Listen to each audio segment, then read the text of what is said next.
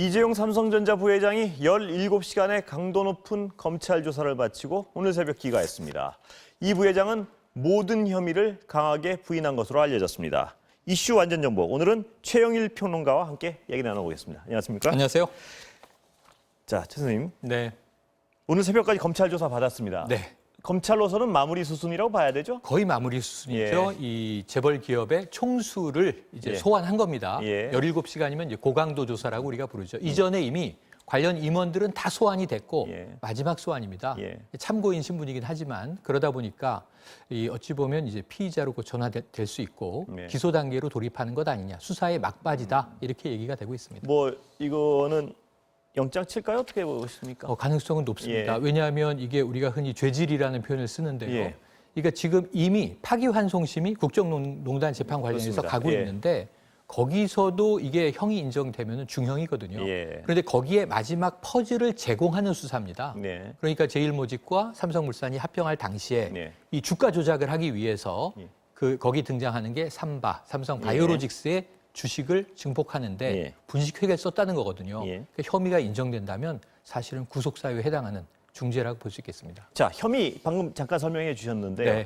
지금 가장 중요한 혐의 다시 한번 정리해 주시죠. 네, 지금 현재는 삼성바이오로직스 바이오 기업이죠. 근데 여기가 적자 회사였습니다. 그런데 이제 이 회사의 지분을 가지고 있는 게 제일모직이에요. 이 이재용 부회장은 제일모직의 지분은 많이 있었는데 삼성물산의 지분은 없었어요. 근데 사실상 기업 가치는 삼성물산이 더 높았습니다. 그런데 합병할 때 무려 제일모직의 가치를 3배 정도 더 부풀리게 된 건데 그 이유가 가치평가를 함에 있어서 삼성바이오로직스를 가지고 있는데 여기가 기업 가치가 높다는 거예요. 또 바이오 산업의 성장성도 있고 그런데 이게 이 안에 있는 자회사인 이 아피스라고 하는 회사를 사실은 이게 종속회사에서 관계회사로 이 유형을 변경하면서 4천억 원대의 기업이 4조 원대의 기업으로 사실은 10배 정도 가치가 부풀려집니다. 여기에 이제 분식회계가 부당하게 동원됐다는 혐의이고요. 이게 입증된다면 사실은 왜 이런 일을 벌였겠느냐. 경영권 승계를 위해서 이재용 부회장의 지분 가치를 최대한 극대화하기 위한 수순이었다. 이렇게 얘기가 설명이 완결이 되겠죠. 자, 그러면 이 어떤 이재용 부회장의 그 앞으로의 수사 결과는 전 국민의 관심사일 수밖에 없는데요. 그렇습니다. 저번에 요번 많은 분들은 이런 어떤 그 재판을 의식했다고밖에 볼 수 없는데 그 사과를 했죠. 대국민 사과죠. 사과를 하고 3세에게 물려주지 않겠다 이 얘기도 했고요. 재판 결과에 영향을 미치려는 의도가 없었다고 보긴 어렵죠. 오히려 바로 그 생방송을 제가 이 현장에서 함께 보고 얘기를 나눴었는데요.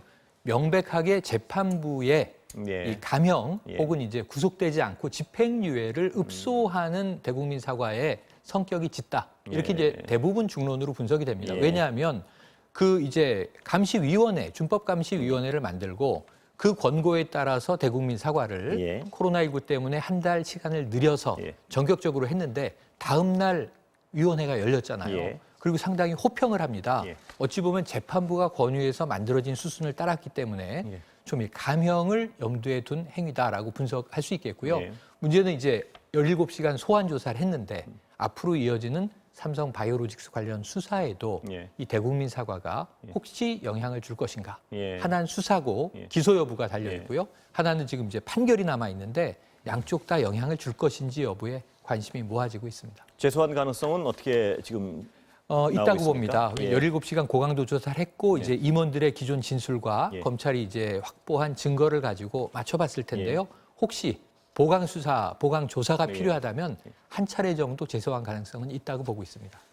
그 재판 결과는 뭐 나와 봐야만 아는 거겠고요. 누구든지. 근데 어떤 전망이 나오고 있습니까? 그러니까 예를 들어서 이쪽 전망도 있을 것이고 이쪽 전망도 있을 텐데. 그럼에도 불구하고 중론은요. 중형은 불가피하다. 왜냐하면 대법원에서 파기환송을 한 취지가 박근혜 전 대통령은 이 하나로 판결한 것들을 분리 판결하라는 것이고 유죄 취지는 그대로인데요. 지금 이재용 부회장은 뇌물이 증액됐어요. 그럼 사실 구속을 피하기 어려운데 재판부가 굳이 준법감시위원회까지 거론했고 대국민 사과를 한 수순이 그럼에도 불구하고 우리나라 경제에서 좀 막중한 영향을 가지고 있는 이 삼성이기 때문에 집행유예를 염두에 둔 하나의 좀 이 돌파구를 터준 퇴로를 열어준 것이 아니냐 하는 관측들이 많거든요. 중형은 불가피하다. 하지만 끝까지 집행유예인지 실형인지 이게 이제 관건이 왔다 갔다 하는 상황인 것 같습니다. 국민적 관심사는 사실 집행유예가 나와도 그게 중형에 속할 수 있는데 국민적 관심사는 사실 실형이 나올 것이냐, 맞습니다. 집행유예가 나올 것이냐 여기 굉장히 쏠려 있는 거 아니겠습니까? 그래서 이제 거기에는 상반된 어떤 전망이 나오고 있는 것 같습니다. 아까 진대재 전 장관 나오셔서 상당히 유망한 얘기를 해주셨잖아요. 삼성의 역할이 크잖아요. 반도체와 통신 등등에서. 그런데 이 오너가 이 미래 전략을 이 추진하는 CEO 역할을 하는 것이 옳으냐, 혹은 또 사실은 상당히 구속돼 있던 기간이 있습니다. 삼성은 그래도 실적을 냈죠. 오히려 총수가 그 대주주로만 물러나 있고 전문 경영인 체제로 가는 게 더 효율적이다라는 이제 경영학적 의견과 두 가지가 상충되고 법조인들도 대부분은 사실 지금 현재의 혐의를 본다면 실형이 불가피하지만 혹시라도 이 재계의 영향력 때문에 과거에 흔히 3년 징역에다가 집행유예를 덧붙여주는 경우가 재벌의 법칙이라고 불렀거든요. 그것이 재현될 것인가. 그런데 사실 그 사이에서 어떤 판단도 미리 예단하기는 쉽지가 않습니다. 쉽지 않죠. 그러나 우리 사회가 과거에 어떤 오너가 있어야지 무슨 장기 계획을 세운다든가 이걸 고정관념으로 받아들이는 사회는 더 이상 아닌 것 같습니다. 맞습니다. 보니까. 그래서 더욱더 지켜봐야 될 것 같습니다. 그렇습니다.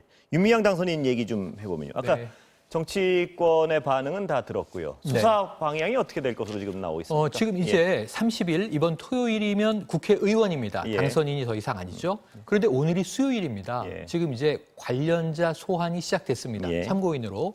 그럼 지금 남은 게 목요일, 금요일, 양일 중에 피의자로 소환할 때 상당히 이제 국회 입성 전에 뭔가 이제 법적 처리를 서두르는 모습일 수 있는데 아직까지 검찰에서 이제 소환 이야기는 없거든요. 그렇다면 국회의원이 된 이후에 그때는 불체포 특권이나 면책 특권이 있죠.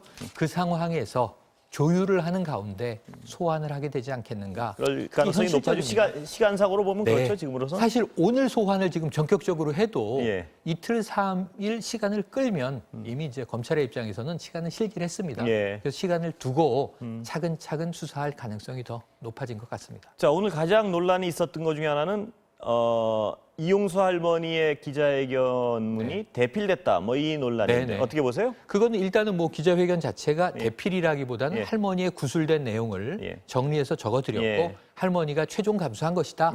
이게 이제 수양딸 박모 씨가 이제 이야기를 했기 때문에 그 글을 할머니가 직접 작성한 것은 아니고 기자회견 다 보신 분들은 알겠지만 내가 이걸 읽을 수가 없어. 그러고 문서를 내려놓고 나중에 이거는 보도자료가 되거든요. 그렇습니다. 그리고 육성으로 다 얘기를 하신 게 영상 기록으로 남았으니까 할머니의 말씀이 1차 자료인 것이죠. 그래서 이제 보도자료 논란은 좀 큰 의미가 없다고 보는데 더 중요한 건 이 이야기가 왜 나오냐 하면 배후설 혹은 배후는 아니라 하더라도 영향력을 미친 또 다른 세력이 있는 것 아니냐. 이 세력이 윤미향 당선인과 정대협 측과 좀 이 위안부 문제 관련해서 대척점에 있는 세력이 아니겠는가 하는 이제 분석들이 나오는 거거든요.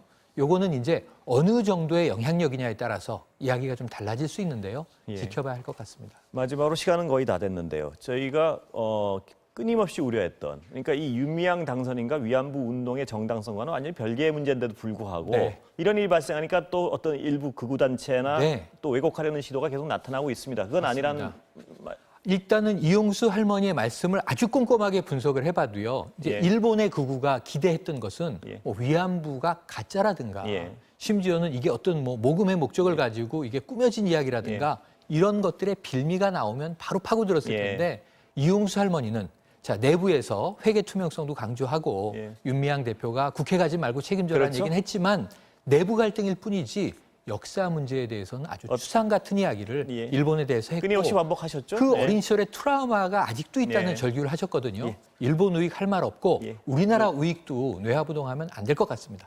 오늘 말씀 감사합니다. 고맙습니다.